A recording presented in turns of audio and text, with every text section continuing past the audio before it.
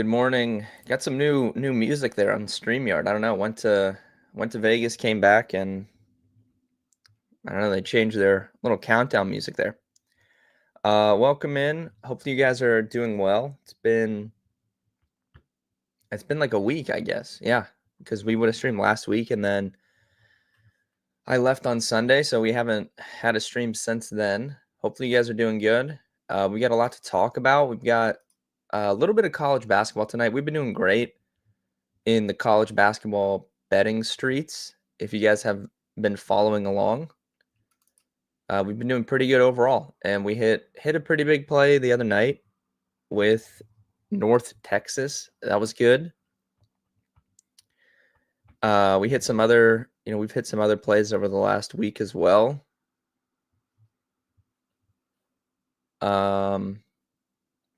What else? Oh, we hit Ludwig Aubert, the outright for golf, first outright of the year. That was nice. It's always nice. I mean, we're still pretty early in the season, right? Golf doesn't Sass, thank you. Welcome back to the stream. We're still pretty early in the golf season. It really doesn't start. There's like one or two big tournaments in January, but really the Waste Management is the true kickoff of the golf season. So to hit an outright this early, it's always nice. And it wasn't like Scotty Scheffler 6-1, right? Like 22-1 is actually like a respectable win. So Tony, what's up? So it was nice to hit that early. I didn't get a chance to bet anything for the Mexico Open. I just got way too sidetracked on Wednesday night. So I'll look over the weekend. Maybe we can add somebody, live with a college basketball play tomorrow or something. I'll definitely look into that. But if not, then we have like the Cognizant Classic next week, which is okay. And then Bay Hill is the week after that. So once we get through next week, we've got like Bay Hill is a great golf tournament, and it'll have a good field. So we'll have that going beginning of March, and then we'll be getting into like the end of the college basketball regular season, getting ready for conference tournaments and all that stuff. So we're in a really good period here, and then that'll lead us right into baseball. And Tony, I know and Sass, some of you other guys, you guys know what I can do when it comes to baseball. So we'll have tons of content here on Rolling Insights for baseball, and the daily streams and all sorts of different tools and stuff. We hit all over here, NBA, college basketball. Yeah, it's been good, Tony. Like, we're gonna keep it rolling though. On the screen here, I wanted to show you guys. So while I was in Vegas, we were in the Experts League draft on Sirius XM. So that was on Tuesday. So if you guys have Sirius XM, if you listen to the fantasy channel, you would have heard us on there drafting this team. So I picked 13th out of 14. This is a really, really tough league. Because it's an expert leagues draft. So these, all these guys know what's going on, but why it's really hard is it's 14 teams. And my background is not really rotisserie baseball. I've always played head to head when I was growing up. So, it's a little bit more challenging for me just because I'm not used to that scoring system. And then it's 14 teams. So you really, really have to draft good in a 14-team league. But Howard Bender and some of the guys on the radio, I mean, they seem to like my team a lot. As you can see here, 13 out of 14. Started pretty heavy with bats.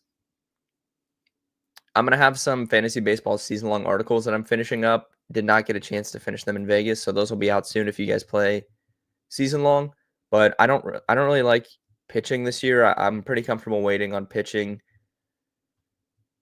So I was pretty aggressive just getting guys I wanted at the beginning of the draft. I really wanted Corbin Carroll. My guy Dan sniped me quite a bit in this draft.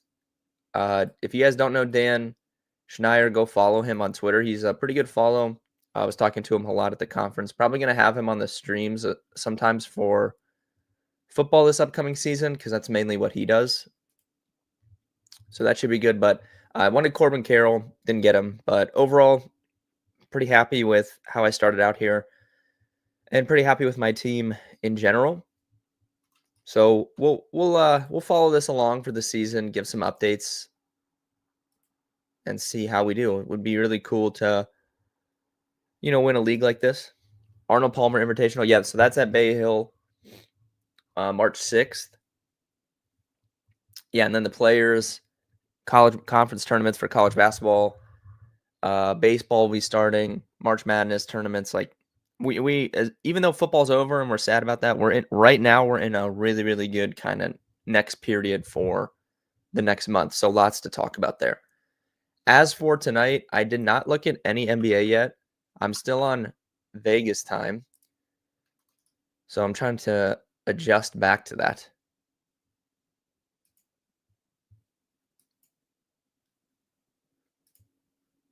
So I did not look at any NBA, but I did look at some college basketball. I have one play I really like for college basketball tonight that we could talk about. Let me pull it up here. And then I want to pull up, let me pull up KenPom and let's see. I'll tell you guys what I had this at, and then we'll see what KenPom has it at. Like North Texas the other night, I had that as North Texas minus 18. And I thought it was like an error when I was looking at my stuff. I was like, there has to be something wrong. But I checked everything. There wasn't. I had North Texas minus 18, and the line was, 13.5, 14, and they won by like 20. So that was good. Good to see that. I think my stuff is pretty on par with where we want it to be. All right, let me see here. So the play for college I like tonight is I love Dayton here. I have Dayton basically minus 4, 3.5. They're playing Loyola Chicago at 7:00. Dayton on the road. They're -1. They're -2.5 on FanDuel. You can get -1.5, or you could just take money line -132 on FanDuel.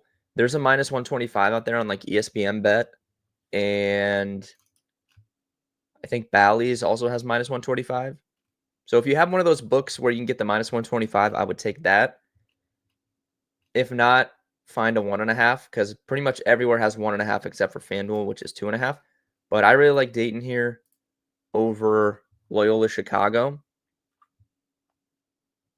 And that is going to be probably my only college play tonight. I'll look at tomorrow right now, because there's going to be some obviously big games tomorrow with it being Saturday. But for tonight, probably Dayton is my only bet I'm going to take. Dayton, I haven't really been able to figure them out this season. They beat like Marquette earlier on in the season. So I kind of was, expecting them to be a little bit better than they have been. And they've kind of been inconsistent at times. Loyola Chicago has not been very good, though. They beat St. Joe's, but looking overall at their schedule, that's like the only actually good team they've beaten this season, which is pretty crazy. But I think Dayton's better on offense, better shooting. Loyola Chicago is a little bit better defensively. Like if we're looking, let me pull this up here. Even on KenPom,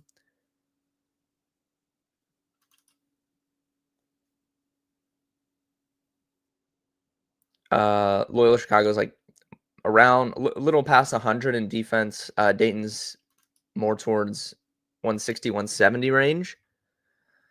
Yeah, but I like Dayton here. I think they're the better team. And like I said, I have this like -3.5. It's -1.5, so I'm going to take that. Usually if it's a 2 to 3, 4-point differentials when I start to look at it from my stuff versus the line. So, yeah. There's a big game tonight, Michigan State, though. I don't know if I'm going to bet this one. I'm going to think about this for the rest of the day. These are two teams I like a lot. They're 14th and 12th, in the rankings. If we look on KenPom, Michigan's 19th, Michigan State's 15th. KenPom has it as a Michigan State win by 2. Michigan is favored by 2.5 in this game. So, that's a little bit interesting. But I don't know. It's like, to be quite honest with you,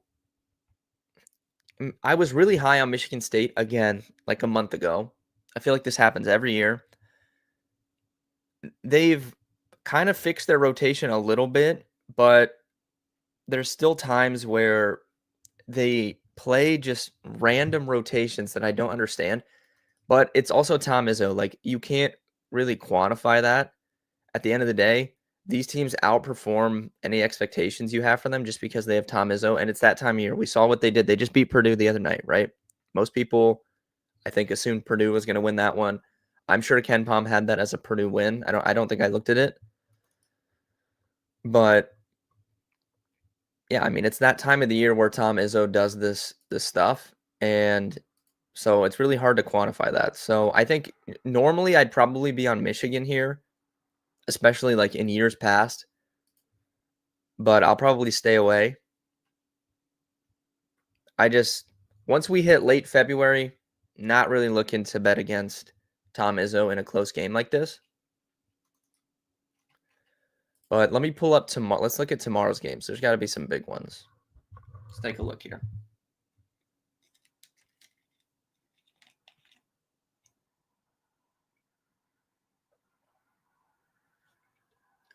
Oh, we also have Marquette Villanova tonight.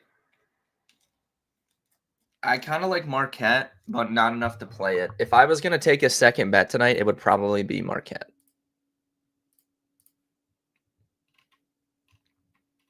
Let me double check what the line is on that.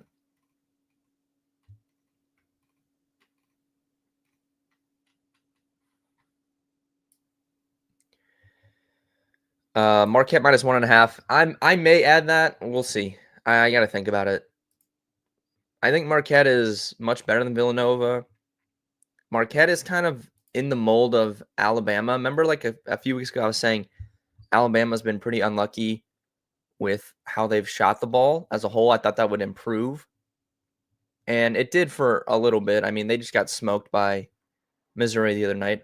We didn't bet on that game, but I think there's some room for Marquette to improve offensively down the stretch of the season. And I mean, they're still, you know, top 25 basically overall on KenPom. They're at 26th. They're 31st in offense, 21st in defense, right? So that offense has really been hindering them. And like I said, I think it's just they probably haven't been shooting the ball as well as they could.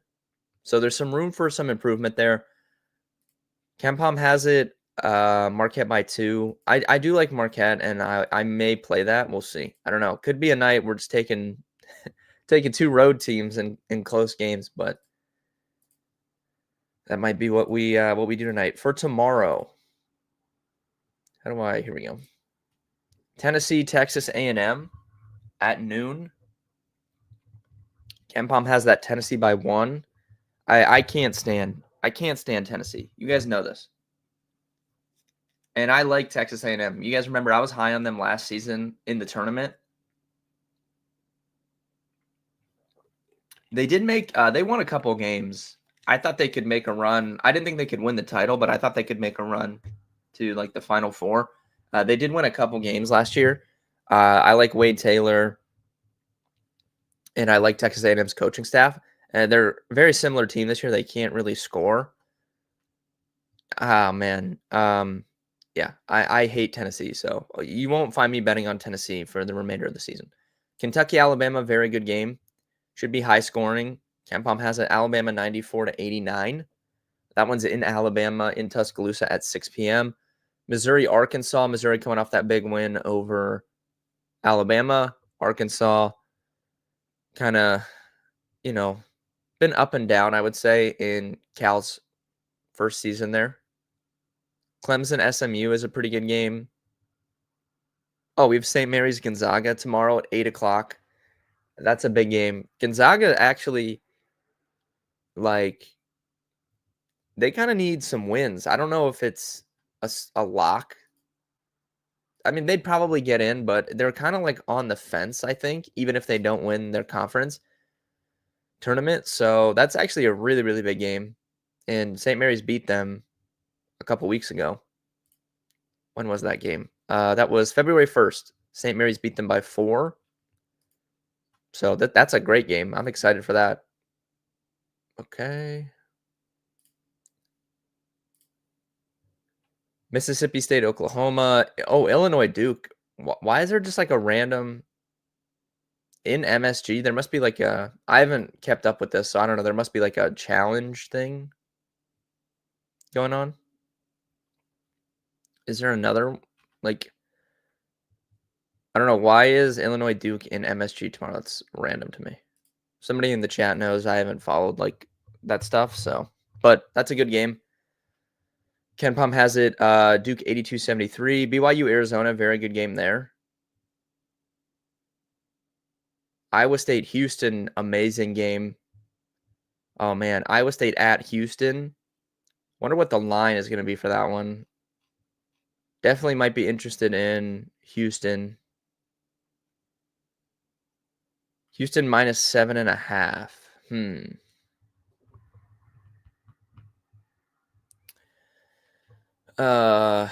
Maybe not. I'll have to think about that. The only lines that are out: Oregon at Wisconsin. Wisconsin minus 7.5.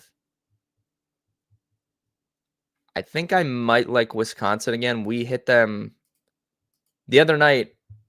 If you guys are in here, you know everybody. I did not see one person that took Wisconsin over. I think it was like Illinois. I think every single person took Illinois, and I was the only person that took Wisconsin that I saw. I'm not saying other people didn't give it out, but I saw so many people on Twitter giving out Illinois. But I might like Wisconsin again here against Oregon. Tennessee's minus 2.5 against Texas A&M. I don't know. We'll see. Kentucky is plus 7.5 against Bama, and then Illinois is plus 10.5 against Duke. So some big spreads on a lot of these games. And I don't see lines yet for some of these other, like St. Mary's Gonzaga. I don't see a line for that yet. BYU Arizona, I don't see a line for that yet. I would be pretty interested in Arizona, I think, if we can get them inside 6. I might be interested in Arizona, and I hate betting on Arizona, but I do think I would be on them there. There's some other like good games too. West Virginia, Texas Tech is pretty good.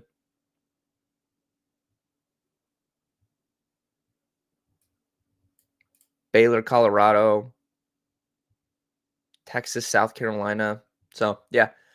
I mean we'll post some stuff for tomorrow. Overall, just wanted to kind of come back. If you guys don't know like about why I was in Vegas, it's like the Fantasy Sports and Gaming Association. They have a conference twice a year. The winter one's always in Vegas. I think that was my 4th time going. First time representing Rolling Insights there. It's always a good event. Lots of people, a lot of like networking and, you know, learning about just different trends and stuff in the industry. They have speakers and stuff, but it was pretty good. And I did meet some new people. Like a lot of these people, like I know, cause like I've gone to these and it's a lot of the same people, but I did meet some new people that I think we can have on the streams, which I think would be good. And then reconnected with, you know, some older friends that I knew as well. So we'll stay tuned for that, especially with the build up for football. And if you guys have seen, I've started dropping some football rankings for the rookie class pre-combine. My quarterbacks and running backs top 5s are up on Rolling Insights for free. Receivers I'm almost finished with that, so that'll be out at some point probably this evening. And then tight ends I'll have out as well.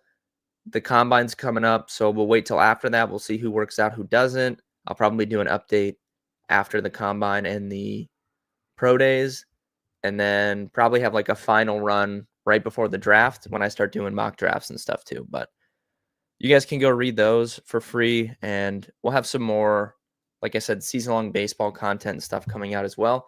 Overall, quicker street. Yeah, Sass, we do. If you go to rollinginsights.com, on it's rolling-insights.com. At the bottom, down there. You'll see social pages. So our Instagram, TikTok, YouTube, Facebook, Twitter, all that stuff is down there. There is a Discord link. It should work. If it doesn't work, just message me and we'll get it fixed. But we do have a Discord. We just like launched it, so we're trying to like grow that up a little bit. So if you guys are in here, go hop in the Rolling Insights Discord. Oh, I saw you joined, Sass. I see. Cool. All right. I'm gonna head out though for today. Stay tuned for the wide receiver rankings coming out soon. And yeah, we'll talk some more college basketball when we're back on the stream, recap the weekend, all that stuff. Good luck with your bets, DFS, all that good stuff. And I'll see you guys next time.